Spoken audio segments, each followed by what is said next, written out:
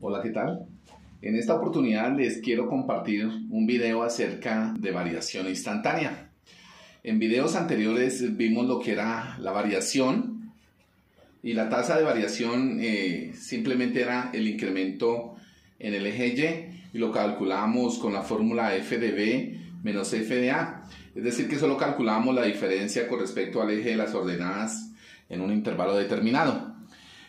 Luego sigue variación media y la tasa de variación media es el cociente donde varía delta y con respecto a delta x. Y veíamos que la tasa de variación media nos permitía calcular la pendiente de una recta secante. Y ya en este video vamos a hablar de la variación instantánea, y la variación instantánea nos permite calcular la pendiente de una recta tangente a un punto de una función. Entonces son tres temas que uno va llevando al otro para poder explicar más adelante el concepto de derivada. En este gráfico les quiero mostrar la interpretación gráfica de la variación instantánea. Tenemos un punto x más h significa que hubo un desplazamiento hacia la derecha de h unidades. Este x tiene su imagen f de x, este x más h tendrá su imagen en f de x más h. Es decir, que la diferencia entre f de x y f de x más h será lo que nosotros vamos a utilizar como la fórmula de la tasa de variación instantánea. Da f de x más h menos f de x. En términos más sencillos, cuando nosotros hablamos de la tasa de variación media, nosotros calculábamos la pendiente de una recta secante. Una recta secante es una recta que corta a una curva en dos puntos.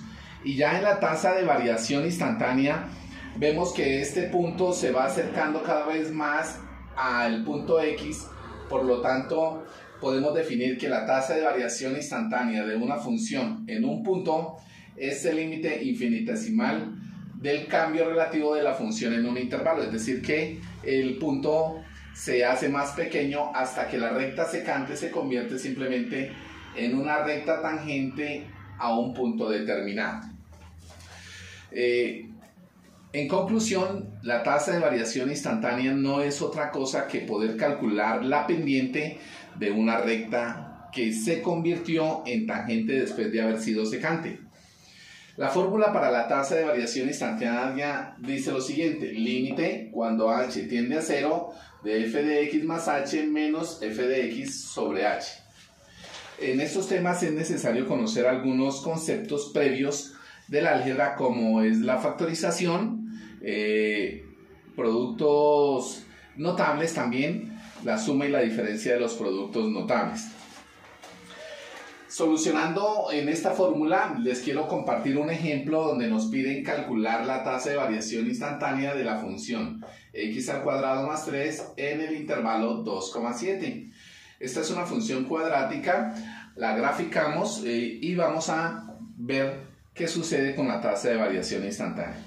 Utilizando la formulita decimos que donde está x, yo voy a colocar x más h, entonces quedaría x más h elevado al cuadrado, como aparece en la fórmula, x más h elevado al cuadrado más 3, menos f de x, que sería toda la función, todo dividido en h.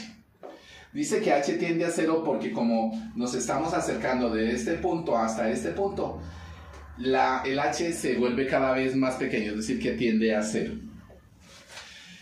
Nos queda x más h al cuadrado. Esto es la suma del cuadrado de un binomio. ¿Cómo se soluciona? Dice que es el cuadrado del primero más 2 veces el primero por el segundo más el segundo al cuadrado. Nos queda aquí más 3 y este menos afecta a lo que está dentro del paréntesis, que sería menos x al cuadrado menos 3, todo sobre h.